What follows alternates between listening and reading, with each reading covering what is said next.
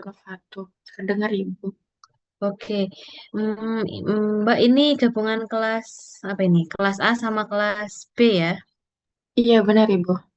Oke, tapi masih banyak yang belum join kayaknya ya. Iya Bu, masih kurang dari 50 orang.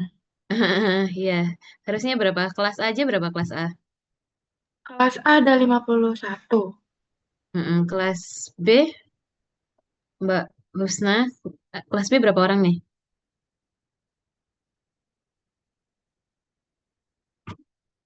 Mana Mbak Husnanya? PCMK-nya Mbak Husna ya, betul ya? Kelas B. Iya benar Ibu. Oke, iya udah. Sambil ditunggu teman-temannya join, saya mulai share screen aja ya. Jangan lupa Mbak Aldila sama Mbak Usna, saya dibantu untuk absennya ya. Baik Oke, Ibu. sambil nunggu teman-temannya, saya mulai share screen dulu aja ya. Kemarin baru materi tentang ISPA, terus apa kemarin ASMA PPOK ya. Baru satu kali pertemuan kan kita, ya kan? Iya. Nah, oke. Sekarang saya mau materi pneumonia ya. Oke, ini dia. Sudah terlihat slide-nya. Sudah Ibu.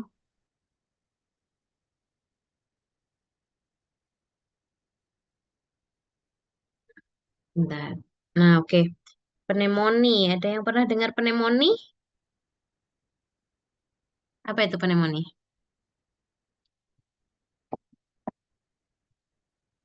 Ada yang pernah dengar pneumonia? Izin menjawab, Bu. Iya boleh.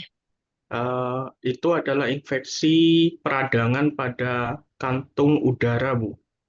Oh iya betul. Intinya ada peradangan. Peradangannya karena apa? Kalau pneumonia karena adanya infeksi. Infeksi apa? Ya infeksi kuman. Kumannya itu bisa dari bakteri, jamur, virus, terus apa lagi? Jamur, virus, parasit. Nah, tapi yang paling sering itu adalah bakteri. Kalau virus ya ada kemarin yang COVID itu kan virus ya, peradangan paru karena virus coronavirus itu kemarin kan. Nah, oke, saya lanjutkan. Nah, ini definisinya. Pneumonia merupakan peradangan paru yang disebabkan oleh mikroorganisme kecuali Mycobacterium. Kenapa? Kalau Mycobacterium nanti namanya TBC, pertemuan selanjutnya ya. Mycobacterium itu penyebabnya penyakit TBC.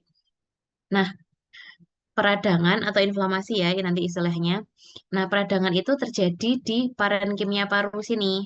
Di parenkimia paru sebelah distal dari bronchiolus terminalis yang mencakup bronchiolus dan alveoli. Nah, di sini alveolinya. Pada pasien pneumonia, kantong udara pada paru-paru atau alveoli ini terisi oleh mikroorganisme kumannya, terus cairan dan sel-sel inflamatori sehingga paru-paru tidak dapat bekerja dengan normal. Nah, di sini nih alveoli ini tuh kan isinya kantong udara kan. Kantong udara di sini tempatnya bertukar oksigen sama karbon dioksida. Nah, kalau misalnya dia terisi sama mikroorganisme, terisi cairan sama terisi sel-sel inflamatori, akhirnya pertukaran udara itu tidak tidak ber tidak maksimal. Nah, ada dua jenis pneumonia berdasarkan asalnya kuman. Kenapa kok kita harus membedakan dua jenis? Kenapa kok harus kita membedakan berdasarkan Iya asalnya lali kuman? deh. Karena nanti terapinya akan berbeda. Terapi bakterinya akan beda. Yang pertama ada namanya community acquired pneumonia. Community acquired pneumonia atau nanti disingkat CAP itu artinya pneumonia yang berkembang di lingkungan rumah, di lingkungan sekolah. Intinya yang tidak berasal dari rumah sakit. Namanya aja community, komunitas atau bahasa Indonesianya nanti pneumonia komunitas. Berikutnya ada hospital acquired pneumonia atau pneumonia yang berkembang setelah 48 jam atau lebih setelah masuk rumah sakit. Artinya begini, ketika dia masuk rumah sakit, dia nggak ada pneumonia, tapi ketika ketika dia sudah berada di rumah sakit, misal dia opname tuh, opname di hari kedua atau hari ketiga atau seminggu setelahnya, dia kayak ada batuk, terus ada demam, terus ternyata dilakukan rongsen, rongsen dada ya, nanti terdiagnosa bahwa dia pneumonia, nah itu namanya HAP. Jadi intinya kenanya kuman pneumonia ini setelah di rumah sakit, minimal 48 jam. Nah, tapi kalau pasien ini terkena pneumonia ketika di rumah sakit, tapi setelah intubasi, artinya intubasi itu dimasukkan alat untuk bernafas, maka ini tidak termasuk golongan pneumonia.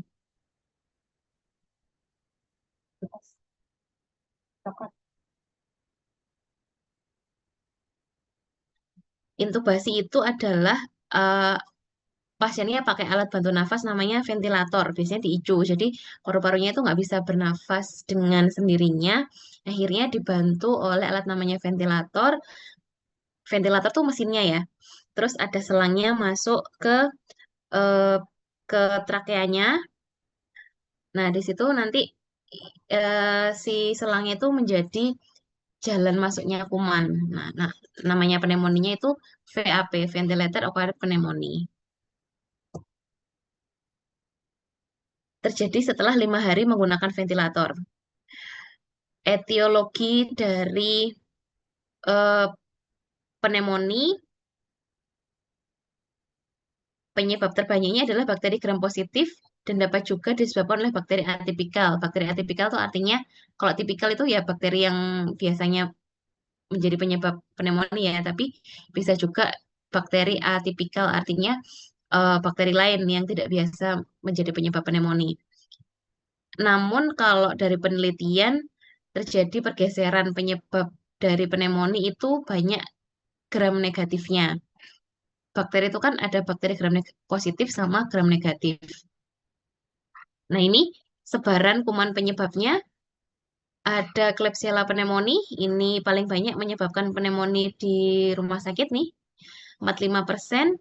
Ada Streptococcus pneumoniae, Streptococcus viridans, Staphylococcus aureus. Kalau dulu tuh paling banyak nih Staphylococcus aureus, tapi sekarang bergeser jadi Klebsiella pneumoniae. Pseudomonas aeruginosa ini kuman yang paling susah diobati dan biasanya prognosisnya buruk. Terus ada Streptococcus hemolyticus, Enterobacter, sama Pseudomonas yang lain.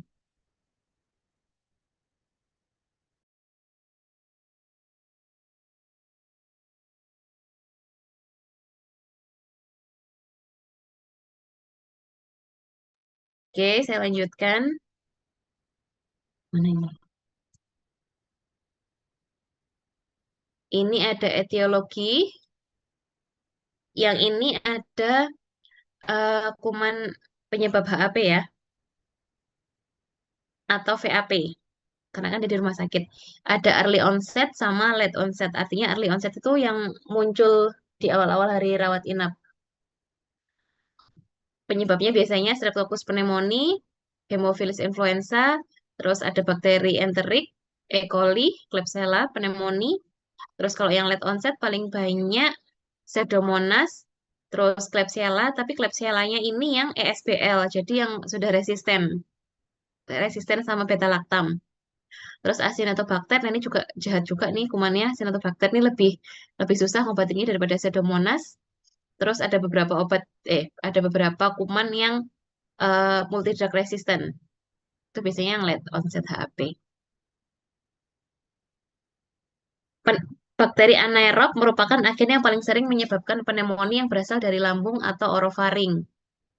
Bakteri gram negatif non-enterik yang berkaitan dengan HAP adalah Pseudomonas, Haemophilus, sama Moraxella. Mikroorganisme penyebab ada pneumonia tipikal, ada pneumonia atipikal nih, bakteri tipikal ya kayak tadi ya, kayak Klebsiella, terus habis itu Staphylococcus aureus, seperti itu yang pneumonia tipikal tuh. Nah, kalau misalnya yang atipikal itu kumannya tuh kuman, selain kuman-kuman yang biasa menyebabkan, misal kayak eh Ya banyak ya.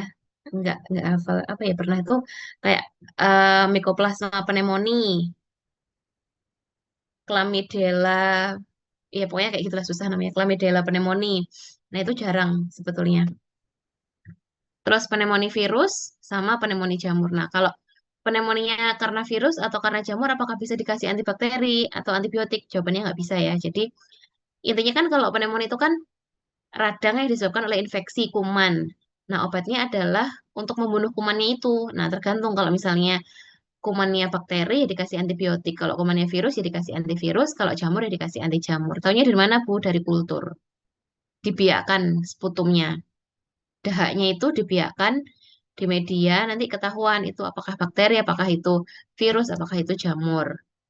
Ini ada beberapa jenis pneumonia atau klasifikasi pneumonia.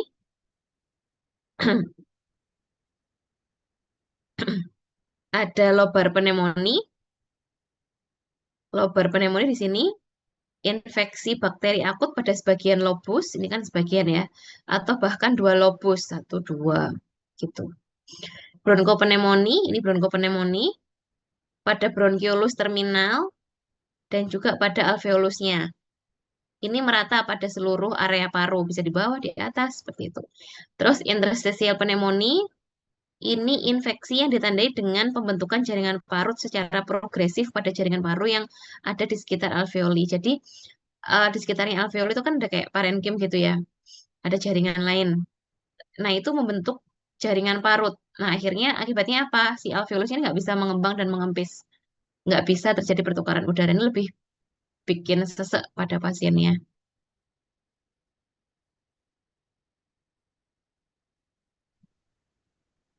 Oke.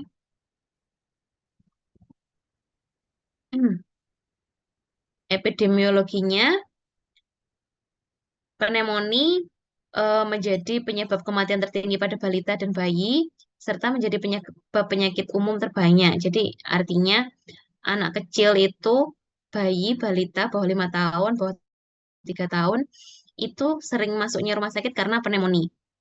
Kenapa? Karena em, kalau anak-anak itu daya tahan tubuhnya belum optimal, jadi ya sering akhirnya masuk rumah sakit karena pneumonia ini.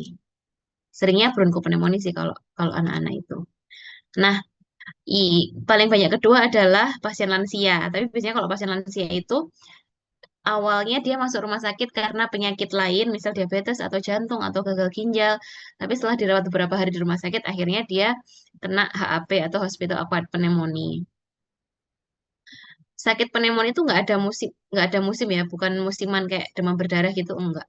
Tapi dia ada terus sepanjang tahun dan dapat melanda semua usia. Tapi paling rentan pada balita dan juga pada lansia karena sistem imunnya sistem imunnya sudah tidak optimal. Oke, faktor risiko usia, lansia dan bayi, pasien merokok, pasien bronkitis kronis, adanya penyakit kronis, misal CHF, DMJ, OPD, ini biasanya kalau yang opname ya, MRS di rumah sakit, terus dianya kena HAP. Terus pasien stroke, karena pasien stroke ini biasanya tirah baring terus, nggak ada mobilisasi, akhirnya sistem imunnya turun, nah rentan pneumonia, pasien alkoholisme, pasien infeksi saluran nafas karena virus, terus adanya pneumokokal pneumonia pada pasien HIV ya biasanya, terus pasien dengan kerusakan bronkial, pasien dengan kortikosteroid. Kenapa? Karena kalau kortikosteroid itu kan menekan sistem imun ya. Jadi sistem imun yang harusnya menjadi penangkal kuman ditekan kan sama kortikosteroid, akhirnya kumannya mudah masuk dan menginfeksi. Terus pasien perubahan kesadaran, karena kalau perubahan kesadaran kan ya pasiennya nggak sadar, kesadarannya turun. Kesadarannya turun artinya dia tiduran terus kayak di rumah sakit, terus nggak bisa bernafas seperti orang normal, akhirnya pakai ventilator. Nah, itu rentan pakai pakai pasien pakai ventilator itu rentan muncul VAP.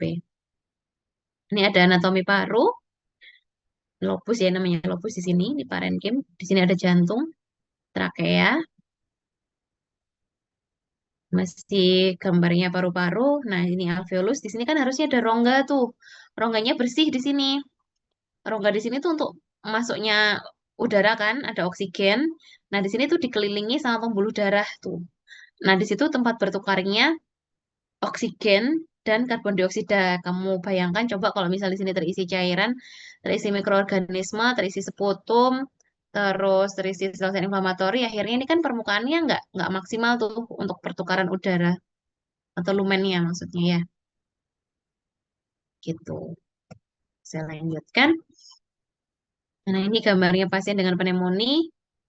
Nah, ini kalau misalnya di foto torak atau foto rongsen dada ya, foto torak, torak itu kan dada. Foto rongsen dada itu nanti terlihat di sini putih-putih biasanya. Kalau putih-putih itu artinya si pasiennya ada pneumonia, ada radang di situ. Tapi jangan khawatir, kalian nggak perlu baca foto torak, tapi baca aja langsung hasilnya. Hasilnya biasanya langsung muncul. Pneumonia seperti itu. Ini ada patofisiologinya. Ada 4 jalan masuk mikroorganisme. Yang pertama, mikroorganisme masuk melalui aliran darah dari ekstrapulmoneri. Dari ekstrapulmoneri itu artinya dari luar pulmo, dari luar paru-paru. Misal pasiennya ada infeksi pada abdomen, ada infeksi pada kelenjar getah bening. Nah, itu darahnya kan jalan terus tuh, mengalir, terus dia mampir ke paru-paru, nyangkut deh kumannya di situ. Terus ada melalui membran mukosa pada saluran pernafasan atas, kumannya itu jalan di membran mukosanya, masuk tuh ke saluran nafas. Terus mikroorganisme terhirup sebagai partikel di udara, misal ada temannya batuk, batuk ada kumannya terhirup oleh orang sehat.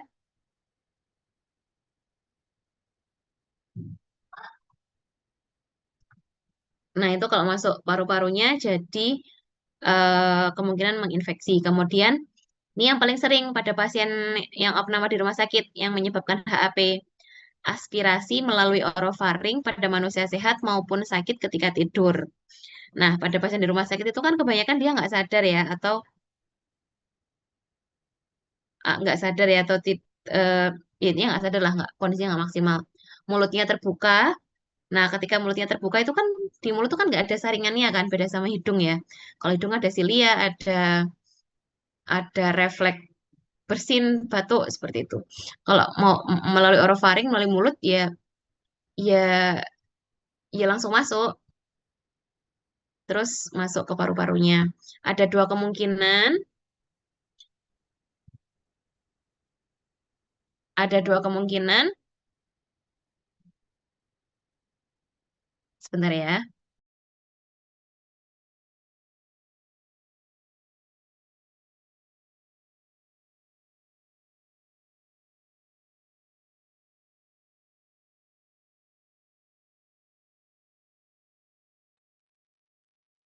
Kemudian, kemudian ada dua kemungkinan ya. Di sini, misal sistem pertahanan paru-parunya berfungsi dengan normal, misal ketika lewat mukosa nafas pada saluran nafas atas nih, eh, silianya tuh eh, bisa berjalan untuk mengusir kumannya atau bisa bersin.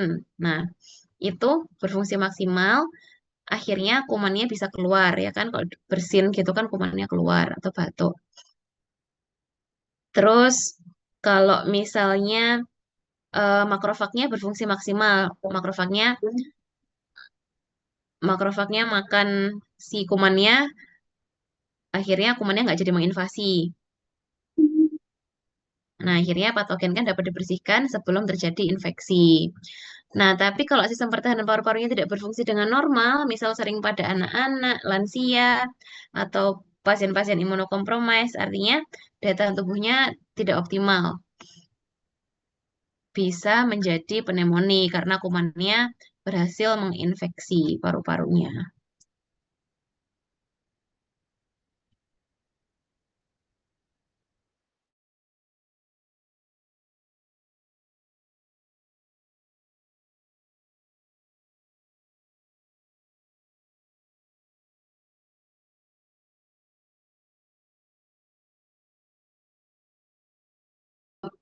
Mulut, hidung, sama saluran nafas ya, ada epiglotis sama laring.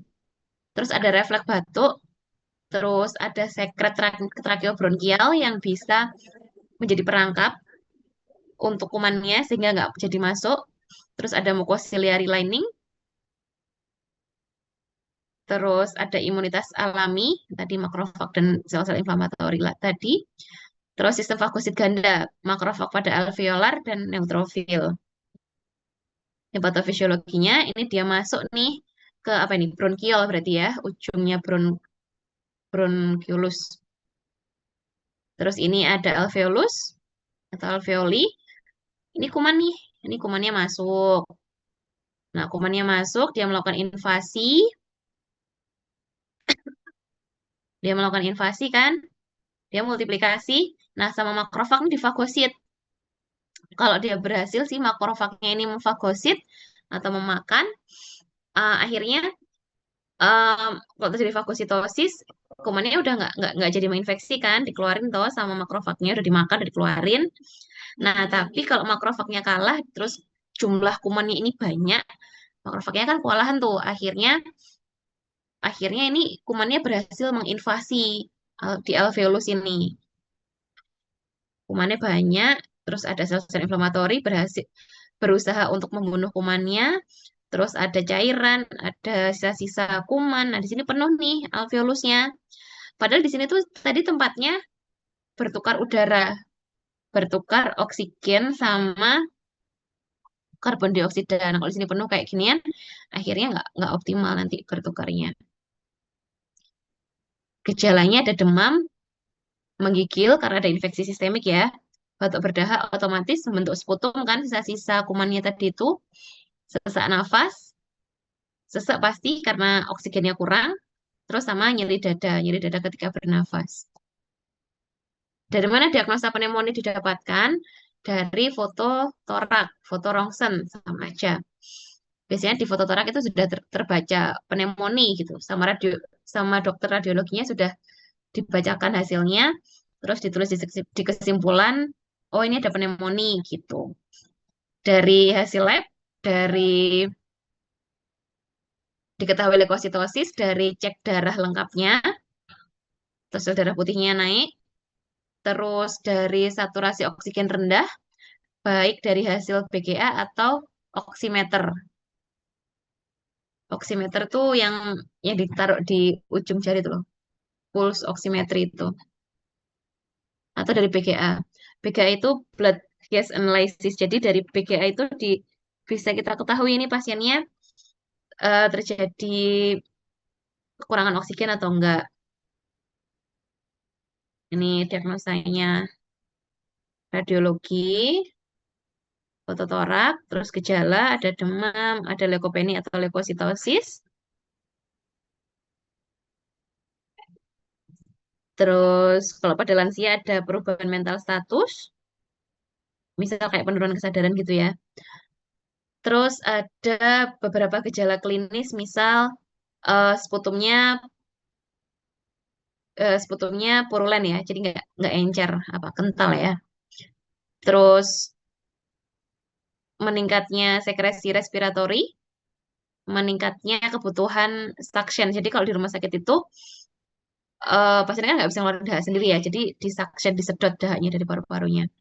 Terus batuk yang memburuk, sesak nafas, sama takikardi. Takikardi itu nadinya meningkat. Terus ada suara suara paru atau suara bronchial breath sound atau ada rills. Nah, sekarang kita ke tata laksana terapi. Yang kita bahas di sini adalah pneumonia yang disebabkan oleh bakteri karena sebagian besar pneumonia itu disebabkan oleh bakteri maupun baik bakteri gram negatif maupun bakteri gram positif. Terapinya apa? Otomatis kalau bakteri ya antibiotik atau antibakteri.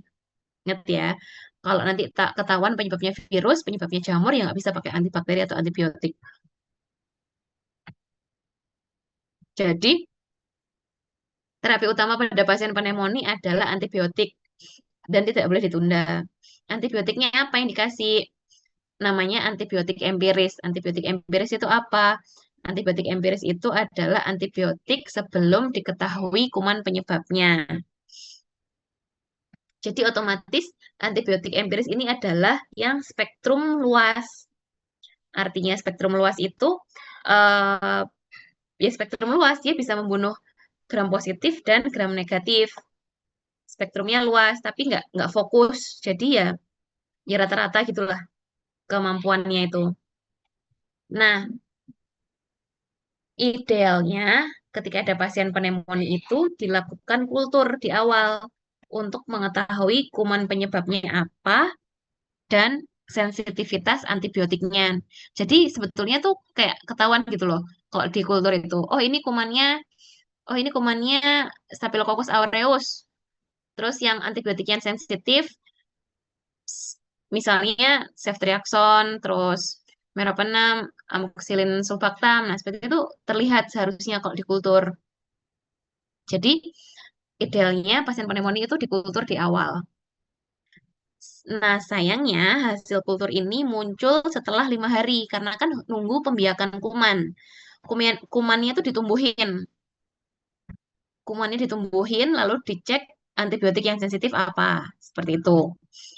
Nah, sementara nunggu hasil kultur, maka dikasihkanlah antibiotik empiris. Karena kita belum tahu tuh penyebab kumannya apa dan antibiotiknya sensitif apa. Setelah hasil kultur keluar, maka dikasih antibiotik definitif yang sesuai dengan sensitivitas kuman ketika kultur. Nah, antibiotik definitif itu dia adalah antibiotik antibiotik yang spektrumnya lebih sempit biasanya daripada antibiotik yang empiris. Ini tata laksana terapi pada pasien CAP yang rawat jalan. Jika pasiennya nggak ada komorbid atau faktor resiko dari MRSA atau Pseudomonas, terapinya adalah amoxicillin, tablet ya pasti ya kalau dirawat jalan ya, atau doxycycline atau macrolide, golongan macrolide, apa erythromycin, azithromycin gitu ya. Terus kalau ada komorbid, komorbid itu kayak misal ada gagal jantung, ada DM, itu ada komorbid. Maka terapinya adalah kombinasi amoxiclav atau cephalosporin, bisa cefixim, cefadroxil, dikombinasikan dengan macrolide atau doxycycline. Atau monoterapi dengan fluoroquinolone, jadi pakai levofloxacin. Fluoroquinolone respirator ya, levofloxacin contohnya. Terus ini eh, kalau misalnya pasiennya ini CAP ya tetap ya, nggak ada nggak ada komorbid, terus kuman penyebabnya biasanya ini. Jadi kayak sudah diketahui pola kumannya nih di rumah sakit tersebut, di daerah tersebut. Penyebabnya Staphylococcus pneumoniae, terus Haemophilus influenza. Nah, terapinya macrolide atau doxycycline tunggal ya, nggak kombinasi. Kalau ada komorbid, misalnya ada diabetes, gagal jantung, gangguan liver, terus penyakit paru, fluoroquinolone sendiri atau beta lactam ditambah macrolide doxycycline tadi udah ya. Terus kalau misalnya pasiennya opname, inpatient, pasiennya MRS ya.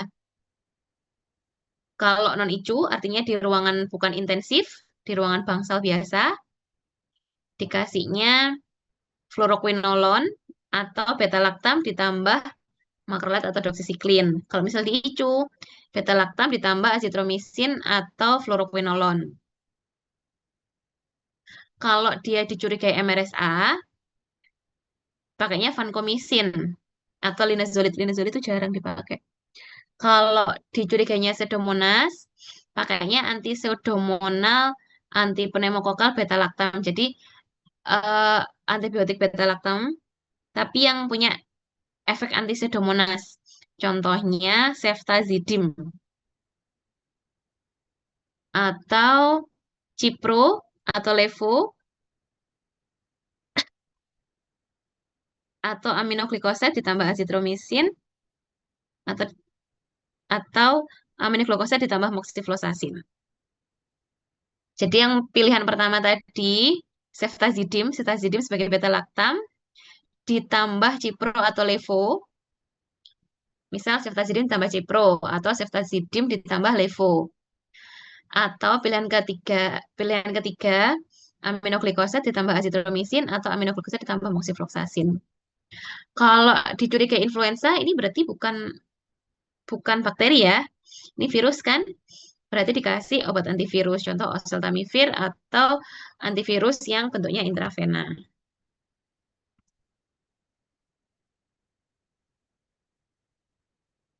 Ini pada anak-anak lebih ringan dianya. Kalau kurang dari 1 bulan, pakainya ampicillin sulbactam atau cefalosporin. Terus 1 sampai 3 bulan, umurnya ya ini maksudnya ya, pakai macrolide atau trimethoprim sulfamethoxazole. Kalau preschool, PAUD, TK, pakainya, oh ini kalau kalau TK, PAUD itu biasanya dicurigai karena virus. Jadi bukan karena bakteri. Sebetulnya nggak butuh antibiotik ya kalau misalnya virus. Terus kalau misalnya curiga bakteri, tapi dia diimunisasinya full, dicurigai kuman penyebabnya adalah Staphylococcus pneumoniae atau kum- atau kuman atipikal, pakainya amoxicillin cephalosporin atau macrolide, antibiotik macrolide maksudnya. Terus kalau children, school age children ya, SD gitu, pakai amoxicillin cephalosporin, mirip masian sama kayak yang TK tadi, tapi boleh pakai tetracycline.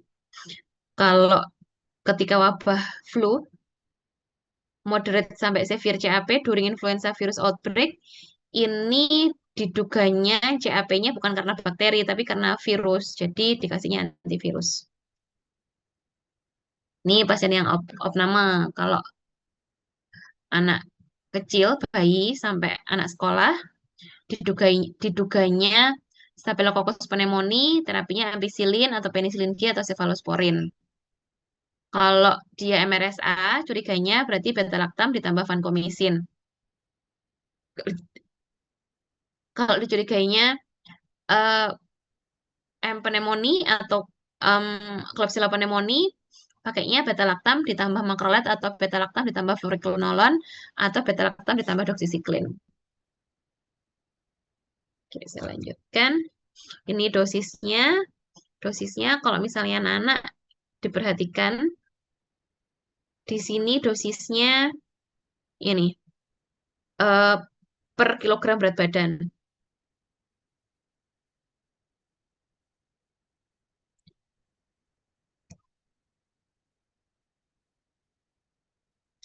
Ini guideline dari American Thoracic Society sama Infectious Disease Infectious Disease Society Amerika tahun 2005, udah lama ya. Kalau early onset HAP, ini pada HAP ya, atau VAP pakainya Cef3 atau Levo atau ampicillin atau ertapenem 6. Kalau udah late onset pakainya Cefepime atau ceftazidime atau imipenem atau silastatin atau meropenem ditambah cipro atau levo. Kalau curiganya MRSA,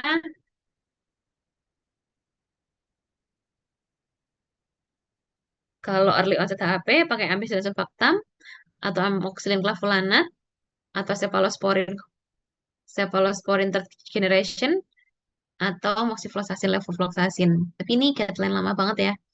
Kayaknya ini udah bergeser, udah nggak bisa pakai ini, harus kombinasi nih kalau MRSA. Gak apa-apa ini kayak nice to know aja. Terus kalau jamur biasanya kalau jamur nih biasanya pada pasien-pasien yang sudah opname lama banget di rumah sakit. Makanya namanya late onset HAP ya.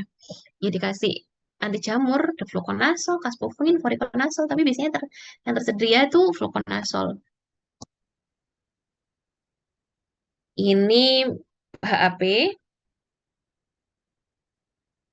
berdasarkan ITSA 2016.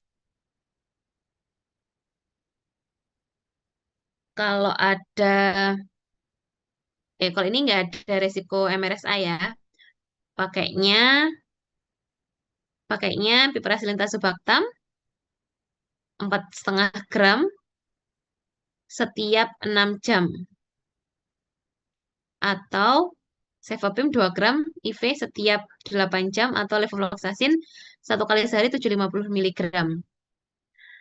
Kalau dengan resiko MRSA, resiko mortalitasnya rendah terus tapi ada faktor resiko MRSA masih sama tapi ditambah vancomycin atau linezolid sendirian. Kalau resiko tinggi mortalitas dan sebelumnya dia menerima antibiotik intravena dalam waktu 90 hari sebelumnya. Nah, ini curiga MRSA di sini, di terapinya. Nah, ini teori ya, Dek ya. Nanti kalau misalnya kalian ujian, yang ditanyakan ini, karena kalian belum praktek di rumah sakit. Tapi kalau misalnya kalian sudah praktek di rumah sakit nanti, atau nanti kalian PKPA, praktek apoteker ya, di rumah sakit, panduan antibiotiknya adalah memakai pola kuman, sorry, panduan penggunaan antibiotik di masing-masing rumah sakit karena masing-masing rumah sakit itu punya pola kuman sendiri-sendiri. Dari pola kuman didapatkan eh, sensitivitas antibiotik, akhirnya didapatlah panduan penggunaan antibiotik di masing-masing rumah sakit gitu. Kalau misalnya rumah sakitnya belum punya PPAB atau panduan penggunaan antibiotik, maka bisa memakai PPAB-nya dari Kemenkes yang tahun 2021 kalau nggak salah. Nah, ini eh, saya ringkas di sini golongan antibiotik dan contoh antibiotiknya, mekanisme kerja. Saya kayaknya nggak perlu jelasin mekanisme kerja ya, karena bukan farmakologi lagi. Ada efek, ada farmakokinetik, terus ada efek samping, sama eh apa ini kayak komentarnya gitu ya. Nah, dari slide ini yang paling penting untuk kalian pahami atau bisa aja keluar ujian, kalau farmakoterapi itu kan sudah terapi yang disesuaikan dengan pasien ya. Jadi kita bisa memilih nih antibiotik yang sesuai untuk pasien dengan mempertimbangkan kondisi pasien dan kita memonitoring pasiennya. Misal kalau pasienmu dapat gentamicin, dianya kan diekspresi melalui ginjal. Coba lihat dia ada penyesuaian dosis atau enggak. Kalau misalnya fungsi ginjalnya turun, ya berarti butuh penyesuaian dosis seperti itu. Terus efek sampingnya apa? Nah, ini nih yang perlu kita monitor, terjadi ototoksik atau terjadi nefrotoksik kah pada pasien. Misal di follow up lagi nih setelah 1 minggu pakai gentamicin. Pendengarannya terganggu atau enggak, atau fungsi ginjalnya turun atau enggak, seperti itu. Terus ini paling sering juga ampicillin ini bikin alergi seringnya. Terus ini nih, apalagi nih, meropenem ini juga diekspresikan melalui renal. Jadi otomatis kalau fungsi ginjalnya turun berarti dia eh, butuh penyesuaian dosis. Seperti itu ya. Levofloxacin dia juga diekspresikan melalui ginjal berarti dia butuh penyesuaian dosis. Chloramphenicol ini apa? Misal kayak farmakokinetiknya T setengahnya pendek banget nih, 2,5 jam. Berarti yang tepat dipakainya eh, frekuensinya lebih sering. Terus efek sampingnya anemi, mual, muntah, diare. Anemi ini bahaya ya kalau buat anak-anak. Jadi biasanya kalau anak-anak dapat chloramphenicol, di follow up banget tuh terjadi anemi atau enggak. Vancomycin, dia sering bikin plebitis pada pembuluh darah. Nah, ini ada durasi terapi antibiotik. Kalau CAP minimal 5 hari. Terus kalau misalnya pasien tidak demam selama 3 hari,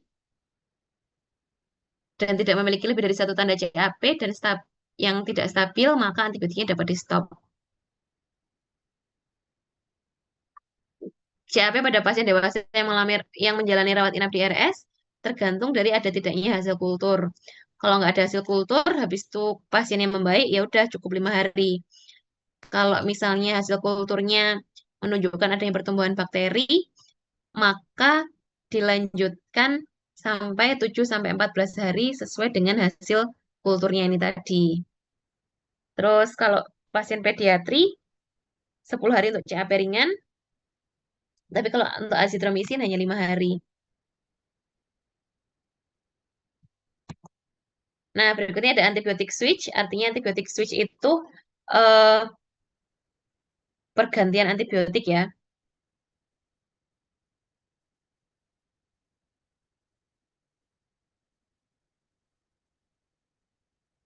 Antibiotik switch eh, in, intinya hmm, kalau misalnya mau ganti dari injeksi ke oral, ini indikasinya tidak ada indikasi untuk pemberian suntikan lagi, tidak ada kelainan pada penyerapan saluran cerna, misal saluran cernanya bagus, terus pasiennya tidak demam, terus gejala kliniknya membaik, terus leukositnya menuju normal. Nah, antibiotik switch itu bisa dilakukan secara sekuensial, obat sama, potensi sama, misal dari bentuk injeksi diganti oral, misal dari levo injeksi ke levo tablet. Terus ada switch over, obat berbeda, potensi sama, beda golongan, tapi potensinya sama. Step down, obat sama atau berbeda, potensi lebih rendah. Nah, ini contohnya. Ada yang sekuensial, levo infus diganti levo oral. Kalau switch terapi, ceftazidime injeksi diganti cipro oral. Kalau step down, ceftriaxone injeksi diganti cefixim oral. Nah, itu contohnya ya.